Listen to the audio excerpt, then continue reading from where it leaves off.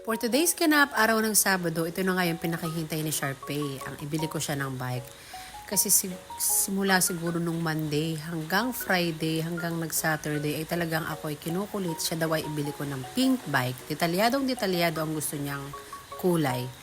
Tapos, nag-iisip ako kung saan ako bibili, kung sa SM Angela or sa Ardea or sa talagang mga bike center nga naman dito sa Infanta.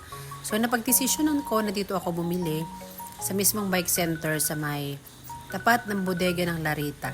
Kung makikita nyo, ito yung bodega ng Larita Hardware at mismo sa tapat nito ay may maraming binibenta na bike. Iba't ibang size ng bike, iba't ibang kulay, at yung mismong may-ari nito ay i-assemble yung bike na mapipili mo. So ang kagandahan dito, pag bumili ka ng bike, pag nasira yung bike na binili mo, pwede mong ipaayos sa kanila, pwede mong ipa-adjust or anything na pwede mong gustong gawin sa bike mo at nasira, abay di nire-refer nila. At makikita mo sa materyales ng mga bike nila ay talaga namang mukhang matitibay at mga stainless. So si Sharpay ay talaga namang hindi ako tinigilan hanggat hindi ko siya ibinibili ng bike. So sabi nga nung daddy, nag-iisa iyan, abay di ibili mo na at ay naman ay doon lang sa loob ng bahay magbabike, abay di yan.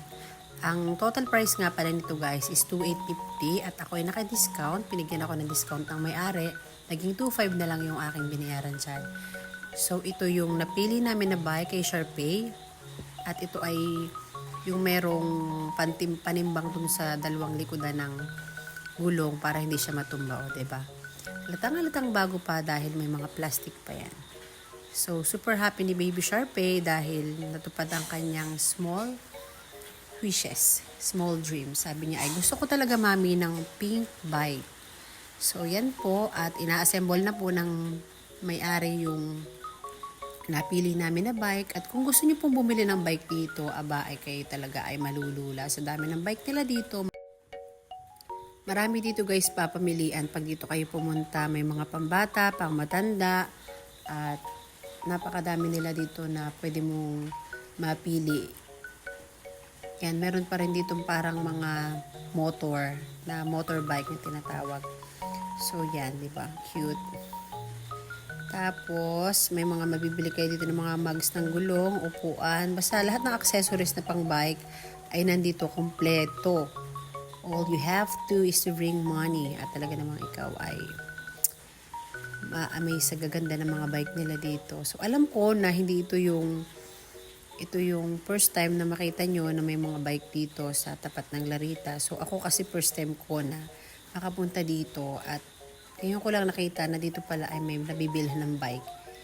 Kasi sa isip ko talaga ay doon ako bibili sa Aldea, mas mura-mura doon. Pero aanih naman natin yung mura kung yung safety naman ng ating baby ay hindi ganon ka ayos, o diba? So doon na tayo sa subok na bago i-drive ng ating mga Junakis ay alam natin na safe and secure yung ating binili na bike, hindi basta-basta. At yan na in-adjust na at yan ay inayos na mismo nung may-ari bago namin binili yung bike na yan. So, yun lang po. At as you can see, nag-start na mag-bike si Sharpay. Noong una, hindi pa siya marunong. Puro patras ang ginagawa niya dyan. At to the point na isinusudlong ko pa para lang gumana yung bike. Hanggang sa kanalaunan, kapapractice namin, natuto na rin siyang mag-bike. Ito yung simple dreams ng aking baby. Why not naman din natin ibigay, diba? Kaya nga tayo nagtatrabaho ay para mabili natin yung ating gusto. Syempre, ang gusto ng ating Junakis. So, yun lang po sa mga gustong bumili ng bike. Pwede kayong pumunta dito.